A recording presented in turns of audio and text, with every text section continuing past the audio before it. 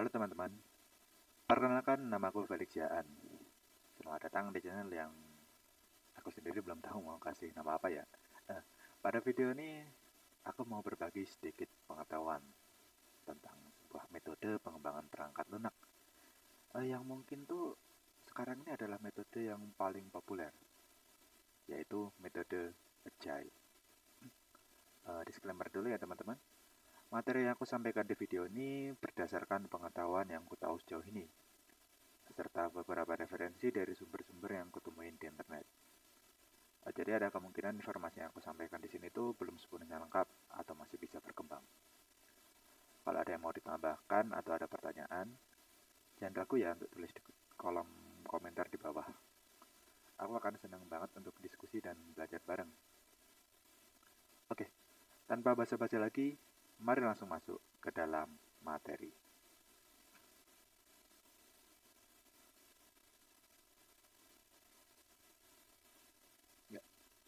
Pertama-tama adalah apa itu metode Agile? Layaknya penyampaian materi pada umumnya, pertama-tama tuh kita mulai dari pertanyaan apa? Apa itu metode Agile? Dan apa sih yang membuatnya begitu populer hingga digunakan oleh banyak pengembang perangkat lunak di luar sana? Ya, metode Agile sendiri adalah sebuah metode pengembangan perangkat lunak berulang dan inkremental yang berfokus pada kolaborasi, fleksibilitas, dan kecepatan. Tujuan dari metode pengembangan ini itu adalah menciptakan sebuah produk dengan cepat dan sesuai dengan kebutuhan pelanggan. Nah, teman-teman di sini tuh mungkin masih bingung dengan pengertian ini. Jadi sekarang mari kita bedah satu persatu arti dari pengertian di atas. Metode Agile adalah metode yang berulang dan inkremental. Langkah-langkah dalam metode Agile nggak dijalankan sekali aja, namun bisa sampai berkali-kali. Kemudian arti dari inkremental sendiri itu adalah berkembang sedikit demi sedikit. Ini berarti langkah-langkah dalam metode Agile dilakukan berulang-ulang kali dan pada setiap perulangan produk akan semakin berkembang sesuai dengan kebutuhan pelanggan. Boleh juga dikatakan kalau pada setiap langkah perulangan, produk akan berevolusi untuk menyesuaikan dengan kebutuhan pelanggan.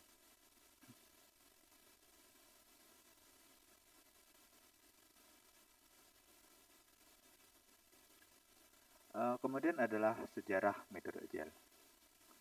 Setelah tahu apa itu metode Agile, mungkin akan muncul pertanyaan ya di benak teman-teman tentang kok bisa sih metode ini muncul dan jadi sepopuler sekarang. Nah, di sini mari kita bahas sedikit tentang sejarah lahirnya metode Agile. Metode Agile itu bermula pada era 1990-an. Pada era itu, pengembangan software itu mirip seperti proyek pembangunan gedung. Semuanya itu dikerjakan berdasarkan rencana besar di awal. Namanya menggunakan metode waterfall. Jadi tiap tahap seperti analisis, desain, coding, testing, dan implementasi dikerjain secara berurutan. Masalahnya, jika ada perubahan di tengah jalan, misalnya klien mengganti pikiran, prosesnya itu ribet banget, bahkan sering harus mulai dari nol. Akibatnya proyek banyak yang telat, over budget, atau malah gagal total. Nah, di sini tuh developer mulai mikir, masa iya kita harus gini terus? Kenapa nggak cari cara kerja yang lebih fleksibel? Nah, kemudian pada akhir tahun 90-an terjadi sebuah perubahan. Perubahan akan kebutuhan akan metode baru. Beberapa praktisi software engineering mulai bereksperimen dengan cara kerja baru. Mereka sadar kalau dunia software itu penuh ketidakpastian. Jadi mereka butuh sebuah metode yang lebih adaptif lah. Istilahnya, software harus bisa ikut menari sesuai irama. Bukan malah kekeh berpegang pada rencana awal yang mungkin udah nggak relevan dengan kondisi sekarang. Nah, kemudian pada tahun 2001, puncaknya 17 orang ahli di bidang software development, termasuk tokoh kayak Ken Beck, Martin Fowler, dan Jeff Sutherland, ngumpul di sebuah resort di Snowbird, Utah, Amerika Serikat. Nah, di sini tuh mereka diskusi intens ya soal bagaimana cara kerja yang lebih efektif buat membuat sebuah software. Hasil dari diskusi itu adalah Agile Manifesto, sebuah dokumen sederhana yang sekarang ini menjadi dasar dari metode Agile. Manifesto ini terdiri dari 4 nilai utama. Individu dan interaksi lebih penting daripada proses dan alat. Itu adalah poin pertama ya. Dan kemudian untuk poin kedua adalah software yang berjalan itu lebih penting daripada dokumentasi yang tebal. Nomor 3 adalah kolaborasi dengan klien lebih penting daripada negosiasi kontrak. Selain itu ada juga poin keempat yaitu respon terhadap perubahan. Lebih penting daripada mengikuti rencana awal. Nah, dari 4 nilai utama manifesto tadi, berkembanglah menjadi 12 prinsip Agile yang menjabarkan cara kerja metode ini secara lebih detail. Nah, setelah ditemukannya Agile Manifesto mulai berkembang pesat. Berbagai framework seperti Scrum, Kanban, dan Extreme Programming muncul sebagai implementasi nyata dari prinsip Agile. Di sini industri mulai menyadari kalau Agile bukan cuma soal bikin software lebih cepat, tapi juga tentang menghasilkan produk yang benar-benar relevan dan punya nilai bagi user. Nah, kenapa sih Agile itu masih relevan sampai sekarang? Nah, karena dunia teknologi dan bisnis terus berubah dengan cepat, metode yang adaptif seperti Agile itu tetap jadi favorit. Banyak perusahaan dari startup kecil sampai raksasa teknologi mengadopsi Agile buat memastikan mereka bisa tetap kompetitif di tengah perubahan pasar yang nggak bisa diprediksi.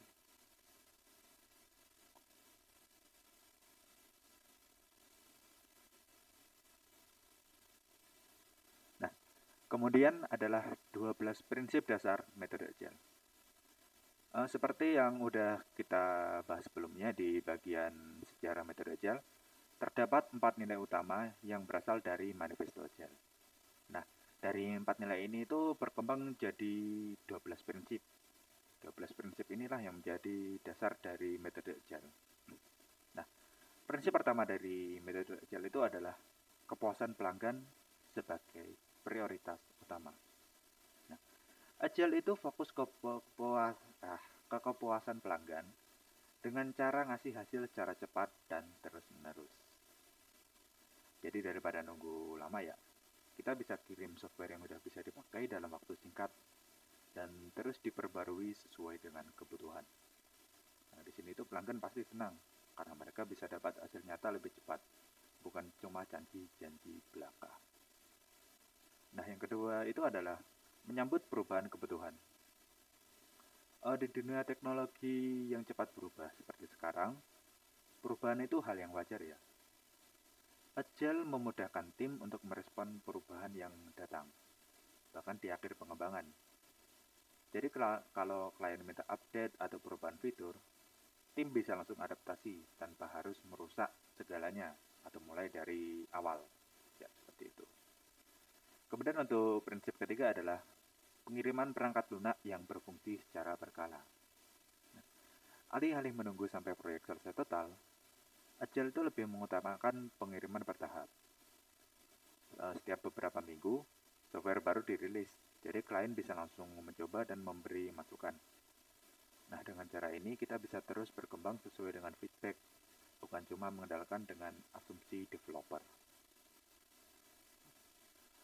Untuk prinsip keempat adalah kolaborasi antara bisnis dan tim pengembang. Agile itu mengutamakan kolaborasi. Developer itu gak cuma bekerja di belakang layar. Mereka harus sering berkomunikasi dengan pemilik bisnis atau klien untuk memastikan produk yang dikembangkan sesuai dengan harapan mereka. Nah, dengan terus berinteraksi seperti ini, kita bisa memastikan semuanya itu perencanaan dan pengembangan yang sudah berjalan semua ini tetap sejalan dengan ide awal dari stakeholder atau pemilik bisnis tersebut. Nah, prinsip nomor 5 adalah mendukung individu yang termotivasi. Tim yang termotivasi itu bakal jauh lebih produktif ya. Agile percaya bahwa tim yang diberikan kepercayaan dan dukungan bakal lebih semangat dan hasil kerjanya itu lebih maksimal. Jadi daripada mikirin kontrol ketat, lebih baik fokus kasih ruang buat tim untuk berkembang. Kemudian untuk prinsip ke-6, komunikasi langsung tuh lebih efektif. Agile tuh gak ngandelin yang namanya itu email atau chat terus-terusan. Karena komunikasi tatap muka atau video call itu lebih jelas dan lebih efisien. Hal-hal yang mungkin keliru atau nggak jelas bisa langsung dibahas tanpa kebingungan.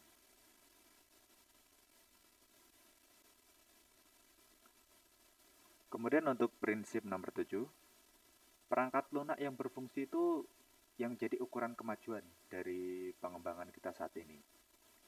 Agile itu nggak cuma fokus ke laporan atau dokumentasi, tapi lebih ke hasil. Software yang benar-benar jalan dan memenuhi kebutuhan user adalah tanda kalau tim berhasil. Kecepatan tuh penting, tapi kualitas tuh tetap yang utama ya di sini itu. Kemudian itu untuk poin ke-8 adalah pengembangan berkelanjutan. Agile tuh nggak ngajarin tim buat kerja dengan kecepatan tinggi terus-terusan sampai burnout ya. Yang penting adalah menjaga ritme kerja yang berkelanjutan. Dengan cara ini, tim bisa tetap produktif dalam jangka panjang tanpa harus overwork. 9. Keunggulan teknis dan desain yang baik. Walaupun Agile berfokus pada kecepatan, kualitas tetap jadi prioritas. Agile itu selalu menjaga kode tetap bersih dan desain tetap solid, supaya software gampang dikembangkan lebih lanjut tanpa perlu revisi besar di masa depan. 10. Kesederhanaan.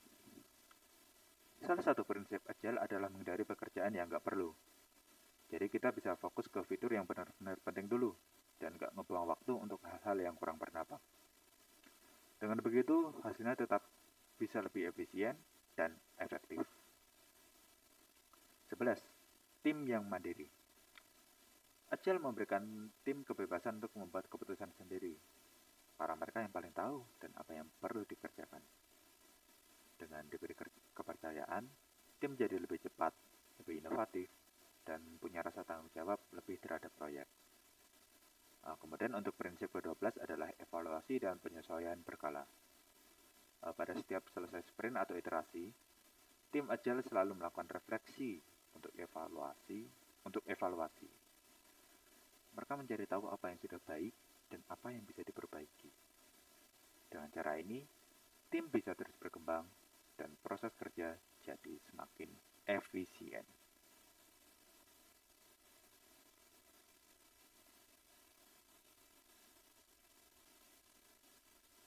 Nah, kemudian adalah cara kerja. Setelah kita membahas pengertian Agile dan kenapa sih metode ini bisa jadi solusi keren buat banyak proyek, sekarang waktunya kita lihat lebih dalam bagaimana Agile itu bekerja. Nah, pada bagian ini kita akan membahas langkah-langkah dan prinsip-prinsip inti yang jadi dasar dari metode Agile. Supaya kalian ini lebih paham kenapa banyak tim yang pakai Agile dalam pengembangan mereka. Prinsip yang pertama itu adalah pembuatan bertahap atau iterasi. Nah, Agile itu bekerja dengan cara membagi proyek jadi bagian-bagian kecil yang disebut sebagai sprint. Pada setiap sprint itu menghasilkan sesuatu yang bisa langsung diuji dan dipakai. Jadi kita bisa terus improve secara bertahap. Ini membuat pengembangan lebih fleksibel dan hasilnya lebih cepat bisa dirasakan.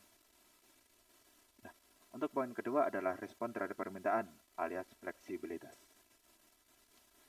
Agile tuh nggak anti ya dengan yang namanya perubahan.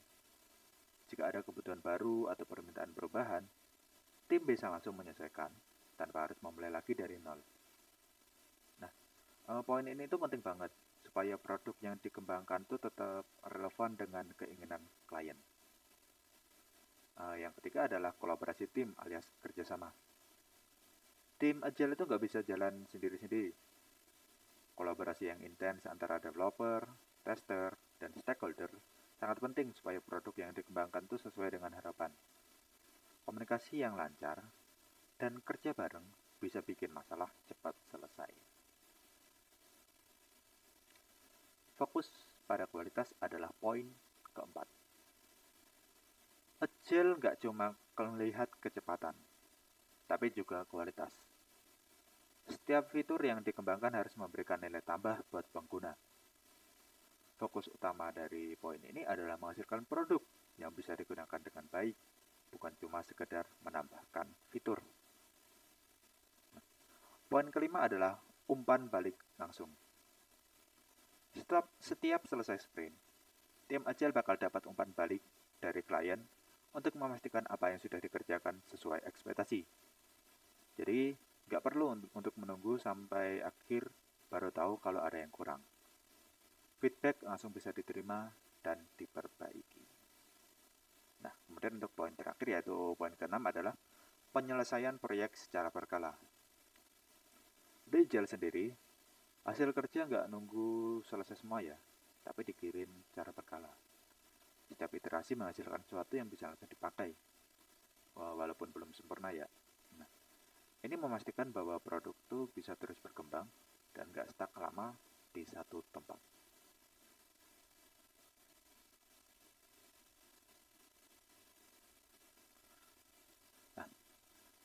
Supaya lebih mudah paham, kadang tuh cara terbaiknya untuk adalah dengan membayangkan Agile itu seperti dalam kehidupan sehari-hari.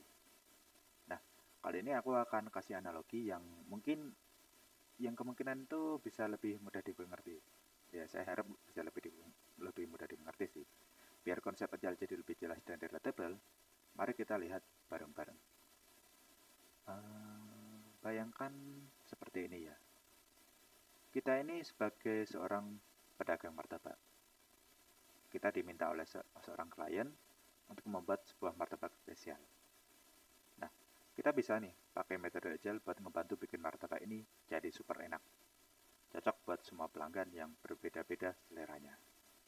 Nah, pertama-tama tuh kita harus membayangkan martabak spesial ini tuh sebagai proyek kita. Proyek kita ini adalah martabak spesial. Tapi martabak ini nggak bisa langsung jadi full dong. Alias kita nggak masak sampai selesai baru ditanya orang, ini enak enggak? Metode Agile itu kayak bikin martabak step by step sambil ngasih tester ke pelanggan buat pastiin tiap lapisannya itu udah pas. Kemudian itu iterasi. Bayangkan iterasi itu sebagai tiap lapis martabak. Proses bikin martabak itu kita bikin iterasi. Misalnya, iterasi pertama kita bikin kulit martabak dulu. Kita tanya nih kepada pelanggan, Bu, ini kulit martabaknya oke enggak? Terlalu tebal apa enggak? Nah, kalau udah oke, kita bisa lanjut ke iterasi kedua, yaitu nambahin coklat. Coklatnya udah pas enggak? Kalau kurang, kita bisa nambahin lagi. Dan pertanyaan-pertanyaan ini bisa kita teruskan sampai martabaknya siap untuk disantap. Untuk tim sendiri kita bisa membayangkan sebagai tukang martabak, kasir, dan pelanggan. Di dalam Agile, ada yang namanya kolaborasi tim. Jadi seperti di lapak martabak, tukang martabak itu seperti developer yang bikin produknya, bikin adonan, lebar, kulit. Nah, kasir itu adalah project manager yang terima pesanan pelanggan dan mastiin semuanya sudah sesuai. Nah, pelanggan itu di sini adalah stakeholder yang ngasih feedback langsung, seperti kurang keju lah, tambah kacang dikit, dan lain sebagainya. Nah, tim di sini itu saling ngobrol sepanjang proses buat memastikan martabaknya sesuai dengan selera. Nah, untuk sprint itu kita bisa membayangkan itu sebagai waktu yang diperlukan untuk menyelesaikan tiap tahap. Sprint itu kayak waktu ngegoreng martabak.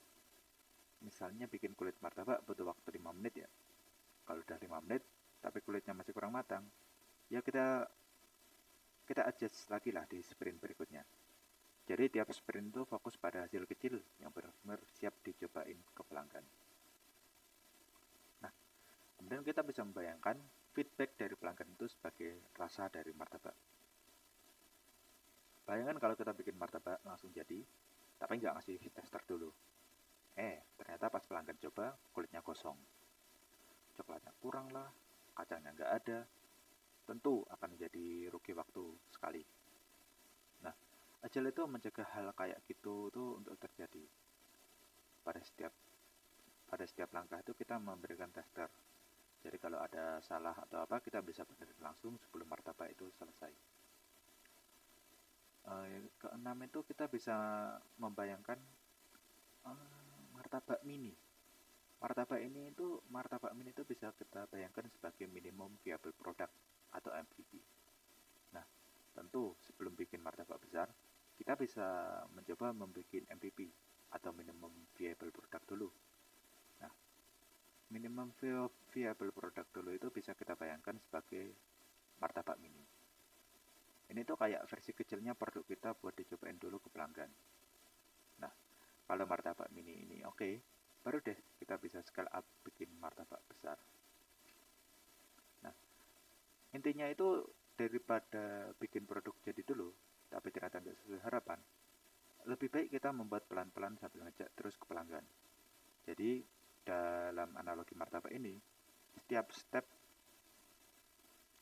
pada setiap step pembuatan martabak, kita itu melakukan kontrol kualitas. Dan kalau kata pelanggan martabak kita itu udah enak dan pas banget, itu artinya metode agile kita sukses.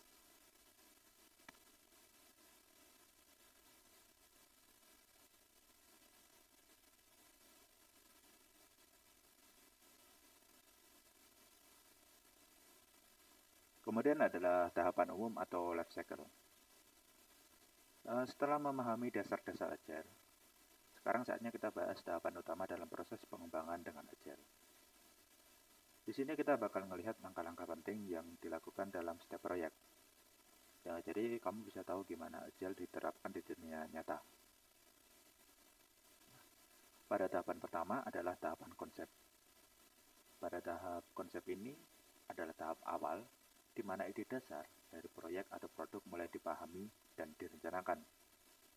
Nah, di sini tuh tim atau stakeholder mulai mendefinisikan apa yang ingin mereka capai dan apa saja yang perlu ada dalam produk tersebut.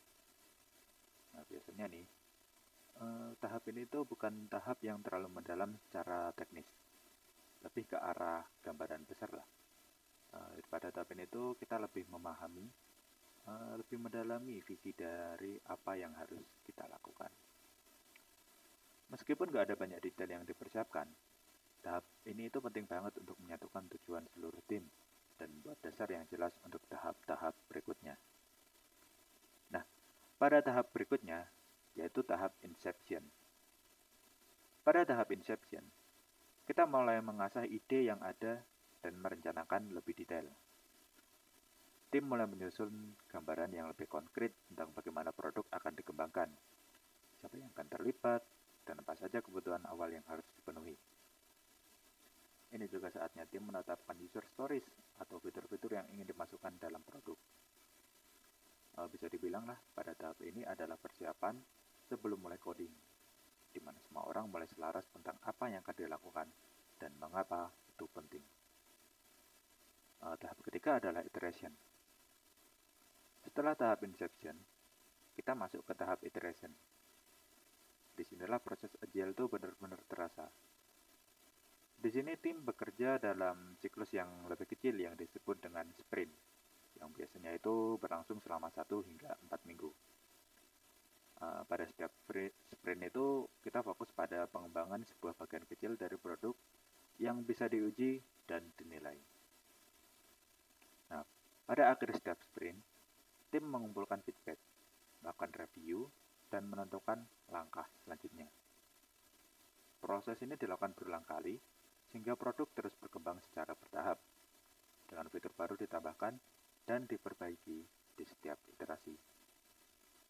Kunci dari tahap ini adalah fleksibilitas dan kemampuan untuk beradaptasi dengan perubahan kebutuhan atau feedback.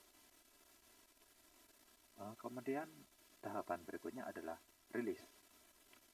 Setelah beberapa iterasi, kita masuk ke tahap rilis. Di tahap ini, produk yang telah melalui beberapa siklus pengembangan akhirnya siap untuk dipublikasikan atau dirilis kepada pengguna. Biasanya tuh produk dirilis dalam versi yang stabil dan siap untuk digunakan. Meskipun masih bisa ada update atau perbaikan minor yang bisa dilakukan ya. Pada tahap ini itu fokus tim beralih dari pengembangan fitur baru ke peningkatan stabilitas atau penyelesaian masalah yang ada. Proses rilis ini bisa dilakukan beberapa kali selama pengembangan produk, tergantung pada kebutuhan dan siklus pengembangan yang ada. Kemudian adalah langkah tahap berikutnya adalah maintenance. Setelah produk dirilis, kita masuk ke tahap maintenance. Di sini, tim tuh nggak lagi fokus pada pengembangan fitur baru, melainkan pada pemeliharaan produk yang sudah ada. Ini termasuk memperbaiki bug yang muncul, menangani feedback pengguna, dan melakukan update untuk memastikan produk tetap relevan dan berfungsi dengan baik. Biasanya pada tahap ini itu bisa berlangsung lama, karena produk membutuhkan pembaruan rutin agar tetap sesuai dengan kebutuhan pengguna atau perkembangan teknologi. Kemudian tahap terakhir adalah tahap retired. Pada tahap ini itu terjadi ketika produk sudah tidak lagi digunakan atau perlu diperbarui. Ini bisa terjadi karena berbagai alasan. Misalnya produk sudah nggak relevan lah, telah digunakan oleh versi yang lebih baru, atau tidak ada lagi pemeliharaan lebih lanjut. Pada tahap ini, tim mungkin akan menghentikan semua dukungan terhadap produk tersebut dan mulai fokus pada proyek lain. Produk yang sudah retired ini bisa jadi akan diarsipkan atau dibuang, tergantung pada kebijakan tim atau perusahaan.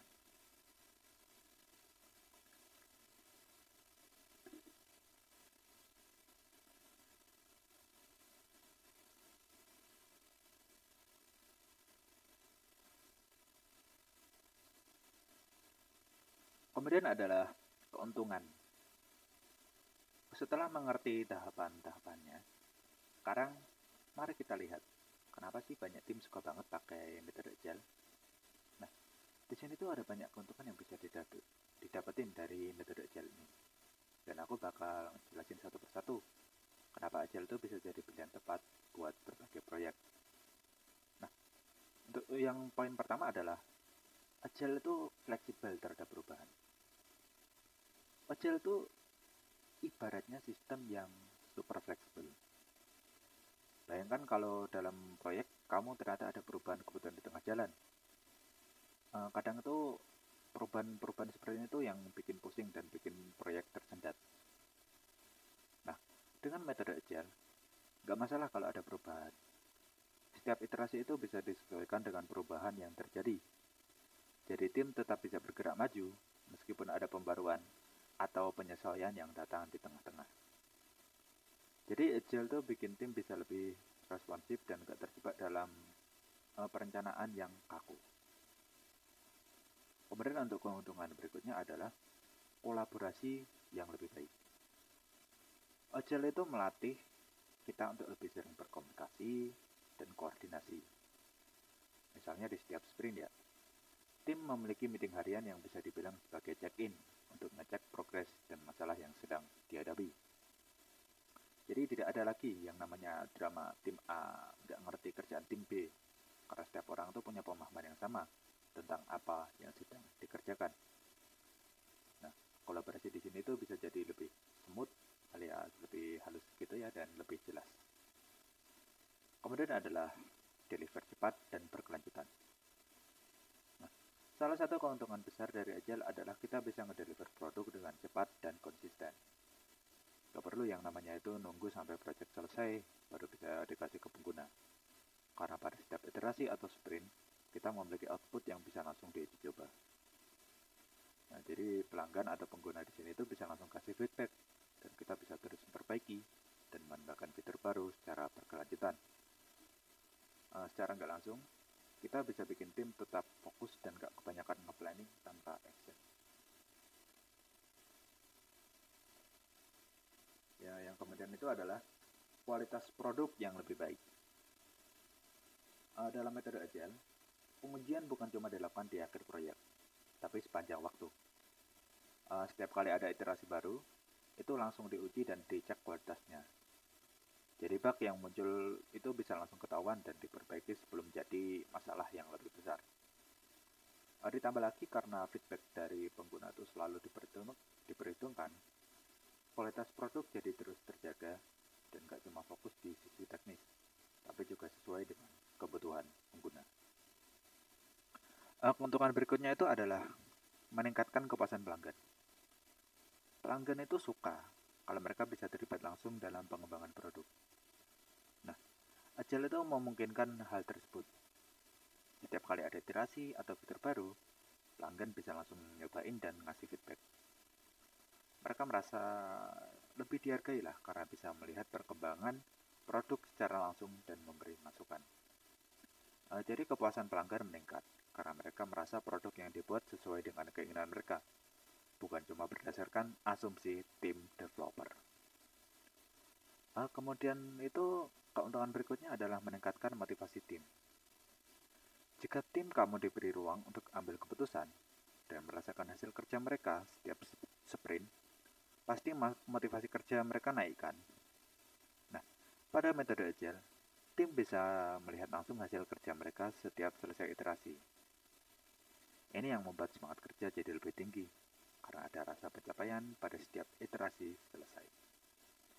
Selain itu, dengan adanya tanggung jawab yang lebih besar, tim yang merasa lebih dihargai dan terlibat dalam setiap aspek pengembangan. Nah, untuk keuntungan yang terakhir itu adalah resiko yang lebih rendah. Salah satu hal yang sering bikin takut pengembang itu adalah resiko yang muncul di akhir proyek. Nah, dalam metode Agile sendiri, resiko bisa diminimalisir sejak dini karena prosesnya iteratif. Setiap masalah atau potensi bug bisa langsung ditemukan dan diperbaiki sebelum masalahnya menjadi lebih besar. Jadi tim di sini tuh nggak perlu khawatir jika ada masalah di tengah jalan, karena mereka selalu punya kesempatan untuk memperbaikinya tanpa harus menunggu sampai proyek selesai.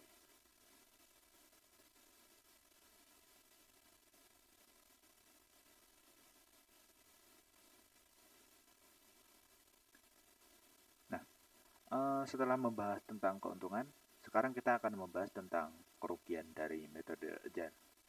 Nah, walaupun metode Agile itu punya banyak kelebihan sendiri, nggak berarti bahwa metode ini itu sempurna. Nah, sekarang mari kita bahas juga beberapa kerugian atau tantangan yang mungkin kalian bisa temui kalau menggunakan metode Agile dalam sebuah proyek. Nah, kerugian pertama itu adalah metode ini itu sulit diprediksi. Salah satu hal yang agak tricky dengan Agile itu adalah prediksinya. Karena pendekatan yang sangat fleksibel dan adaptif, sulit banget untuk tahu pasti kapan proyek bakal selesai atau berapa banyak waktu yang dibutuhkan untuk setiap fitur. Nah, misalnya kamu nggak bisa ngasih estimasi waktu yang akurat di awal proyek karena banyaknya perubahan yang bisa terjadi selama pengembangan. Jadi meskipun Agile itu lebih responsif, dia nggak selalu memberikan gambaran yang jelas tentang waktu yang dibutuhkan atau biaya yang harus dikeluarkan. Untuk kerugian kedua adalah ketergantungan pada pelanggan. Agile itu sangat dan sangat bergantung pada feedback dari pelanggan atau pemangku kepentingan yang terus-menerus. Masalahnya, nggak semua pelanggan itu siap atau mau terlibat dalam proses pengembangan secara terus-menerus. Jadi kalau pelanggan nggak aktif memberikan feedback atau bahkan nggak ngerti betul bagaimana Agile bekerja, prosesnya bisa jadi kacau dan hasilnya nggak sesuai dengan harapan. Nah, ketergantungan yang tinggi ini bisa bikin pengembangan lebih lambat atau bahkan salah arah jika komunikasi dengan pelanggan kurang efektif. Kemudian untuk kerugian nomor 3 adalah membutuhkan komitmen tinggi. Metode Agile memang cocok buat mereka yang suka kerja cepat dan iteratif. Tapi nggak semua tim itu bisa komitmen dengan metode ini. Agile itu menuntut komitmen yang tinggi dari semua anggota tim, mulai dari developer sampai manajer proyek. Setiap orang itu harus siap dengan siklus sprint yang terus berlanjut dan harus siap beradaptasi dengan perubahan kebutuhan.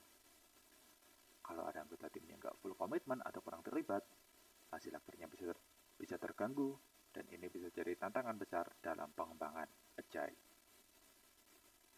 Nah, Kemudian untuk kerugian berikutnya itu adalah metode ini itu nggak cocok untuk semua proyek. Agile tuh emang keren ya karena metodenya yang adaptif tadi, tapi nggak semua proyek cocok dengan pendekatan ini.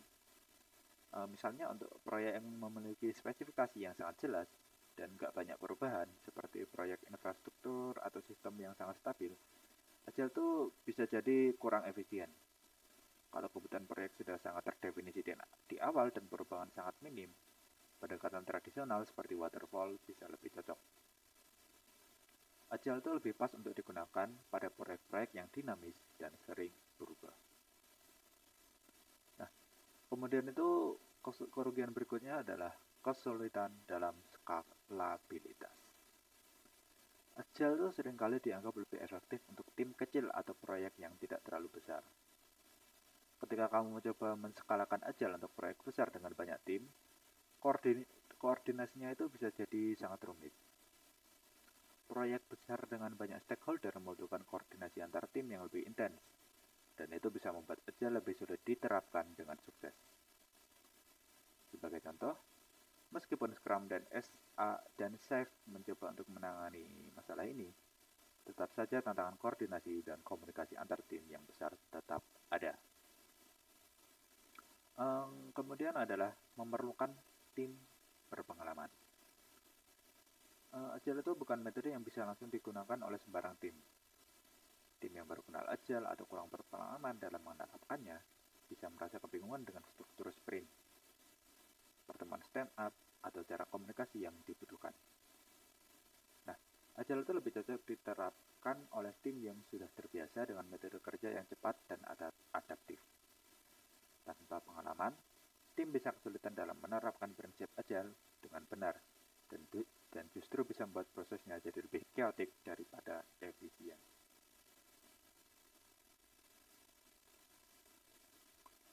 Kemudian kerugian berikutnya adalah fokus jangka pendek. Salah satu hal yang mungkin jadi kelemahan Agile adalah fokusnya yang cenderung jangka pendek. Setiap sprint berfokus pada hasil yang cepat dan inkremental, sehingga kadang tim bisa kehilangan pandangan besar mengenai tujuan jangka panjang proyek. Kalau tim terlalu fokus pada setiap iterasi dan feedback pelanggan saat itu juga, bisa jadi mereka lupa untuk menjaga arah dan visi jangka panjang produk. Dan itu bisa mengarah pada ketidaksesuaian dengan tujuan awal.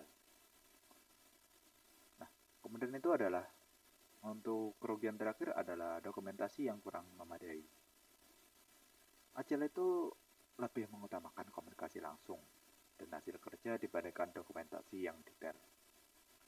Nah, meskipun ini bikin proses jadi lebih cepat, kadang jadi masalah kalau ada kebutuhan untuk dokumentasi yang lebih formal atau rinci. Misalnya nih, kalau tim baru masuk ke proyek yang menggunakan Agile, mereka mungkin akan kesulitan memahami keputusan-keputusan teknis sebelumnya karena dokumentasi yang kurang lengkap. Selain itu, jika ada perubahan tim, dokumentasi yang minim bisa menyulitkan onboarding anggota baru yang harus mengerti konteks penuh dari pengembangan produk.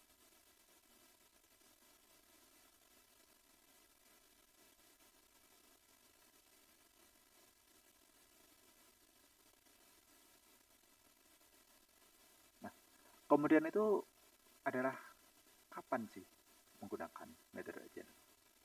Nah, setelah tahu dan keuntungan dan kerugian dari metode Agile, sekarang saatnya kita bahas skenario yang cocok untuk menggunakan metode Agile ini.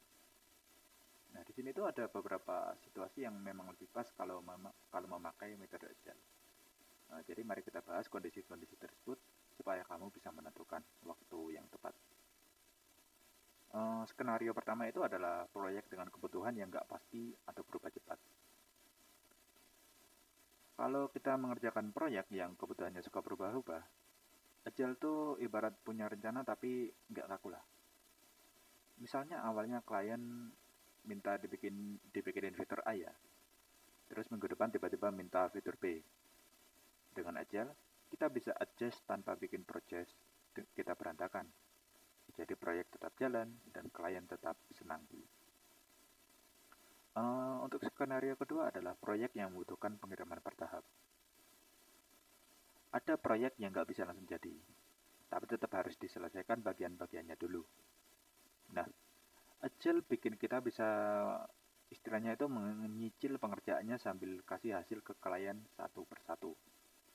Misalnya nih, fitur pertama jadi, langsung rilis biar bisa dipakai dulu oleh klien, sambil fitur berikutnya dikerjain di belakang layar.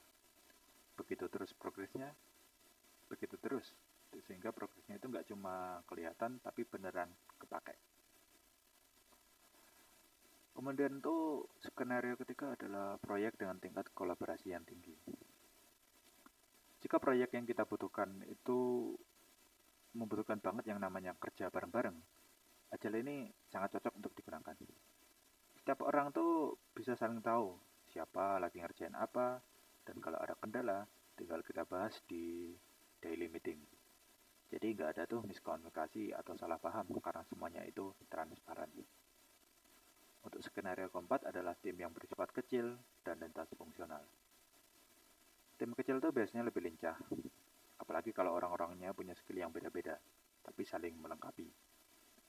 Nah, Agile itu cocok banget buat model tim kayak begini.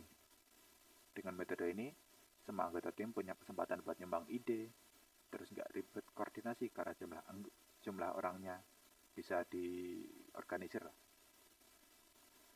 Kemudian untuk skenario kelima adalah proyek dengan resiko tinggi atau kompleksitas tinggi. Proyek yang ribet banget itu biasanya bikin pusing kalau dikerjain sekaligus. Nah, metode Agile ini memecah pekerjaan jadi kecil-kecil terlebih dahulu. Misalnya kayak milestone. Dengan begitu, resiko bisa dicek dan dikontrol pelan-pelan sebelum jadi masalah besar yang nggak ketahuan sampai di akhir. Skenario keenam adalah ketika kebutuhan akan umpan balik alias feedback itu sangat tinggi. Kalau proyek kita itu membutuhkan banget yang namanya masukan dari user atau klien, Agile itu memudahkan kita buat mendapat feedback secara berkala. Setiap hasil kecil yang selesai bisa langsung direview, jadi kita tahu mana yang udah oke dan mana yang masih kurang. Proyek pun bisa terus disesuaikan tanpa harus ngulang dari awal. Skenario ketujuh adalah ketika pengembangan cepat dibutuhkan untuk kompetisi pasar. Jika kita itu sedang dikejar-kejar dengan kejar-kejaran lah sama kompetitor, Agile itu kayak jalan pintas. Kita bisa fokus dulu ke hal yang paling penting buat dirilis lebih cepat, tanpa harus nunggu semuanya selesai sempurna. Jadi produk kita itu bisa masuk pasar duluan sambil terus dikembangin di belakang layar. Yang kedelapan itu adalah proyek dengan fokus pada pengembangan nilai bisnis. Jika klien atau stakeholder kita fokusnya ke dampak bisnis, Agile membantu kita fokus ke prioritas. Nggak buang waktu di fitur-fitur yang nggak terlalu penting, tapi langsung garap fitur yang bikin nilai tambah secara nyata. Setiap iterasi itu jadi langkah maju buat bikin bisnis jadi semakin lebih kuat.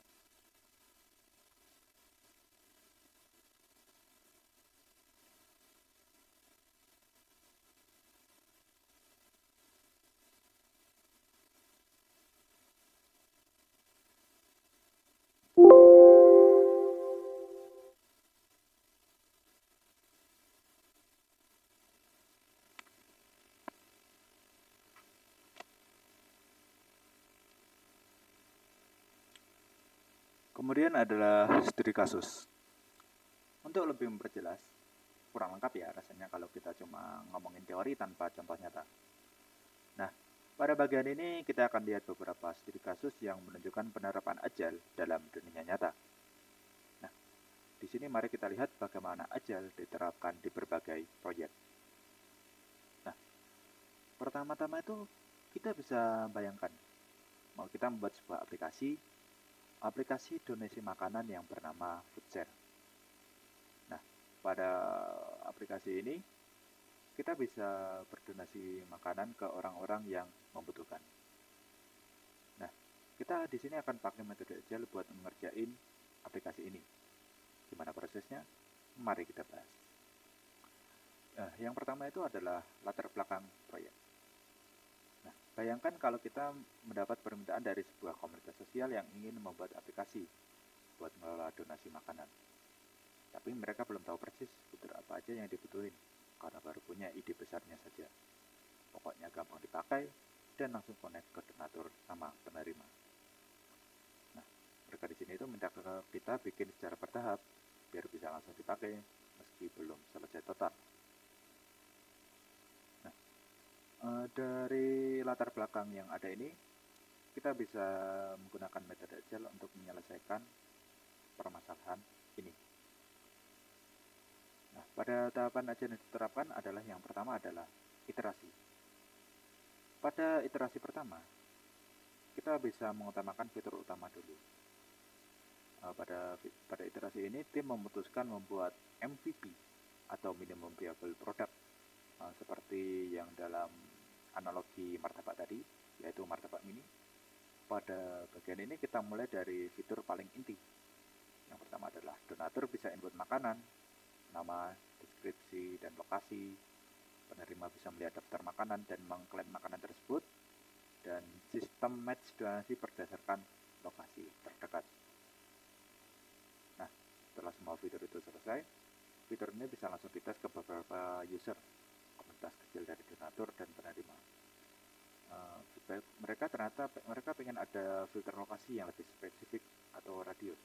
Jadi iterasi berikutnya kita bisa menambahkan itu. Nah, kemudian pada iterasi kedua. Pada iterasi kedua kita adalah menambahkan fitur lokasi. Filter lokasi. Setelah evaluasi di iterasi pertama, kita mengembangkan fitur filter lokasi. Pada fitur ini, donatur bisa mengatur jarak maksimal untuk donasinya, misal hanya untuk radius 5 km. Penerima juga bisa cari donasi di radius tertentu. Fitur ini kemudian kita retest lagi, tes ke user yang lebih banyak, dan kemudian kita tes ke user yang lebih banyak. Dari situ user memberikan masukan lagi. Bisa nggak sih donasi yang udah diklaim tuh otomatis di-hide biar nggak bingung? Oke, langsung lanjut ke iterasi berikutnya. Nah, kemudian pada iterasi ketiga, perbaikan berdasarkan feedback tadi. Di iterasi ini kita fokus bikin perbaikan sesuai feedback sebelumnya. Donasi yang sudah diklaim itu otomatis hilang dari daftar, dan notifikasi real time ke donatur saat donasi mereka diambil. Kita juga tambahin fitur basic chat antara donatur dan penerima buat diskusi detail donasi. Dan tentu aja, setelah fitur ini jadi, kita bisa tes lagi. Tidak ada masukan, tapi karena proses Agile, kita tetap bisa terus beradaptasi tanpa mengganggu timeline besar. Nah, manfaat memakai Agile dalam proyek ini adalah, yang pertama itu adalah feedback cepat dan perbaikan cepat. Pada tiap iterasi, kita dapat masukan langsung dari pengguna. Jadi kita tahu persis apa yang mereka butuhin tanpa harus nunggu semua fitur selesai. Yang kedua itu adalah rilis bertahap, bisa langsung kepakai. MVP kita langsung bisa dipakai oleh user, walaupun belum sepenuhnya dia. Mereka tetap bisa mulai pakai aplikasi buat donasi. Dan kita bisa terus mengembangin aplikasi kita ini di belakang layar. Yang ketiga itu adalah efisien dan fokus pada prioritas. Nah, daripada kita ngerjain semua fitur yang ada dalam aplikasi ini sekaligus, kita bisa fokus dulu ke fitur yang benar-benar penting dan impactful dulu. Jadi waktu dan tenaga tim itu nggak kebuang sia-sia.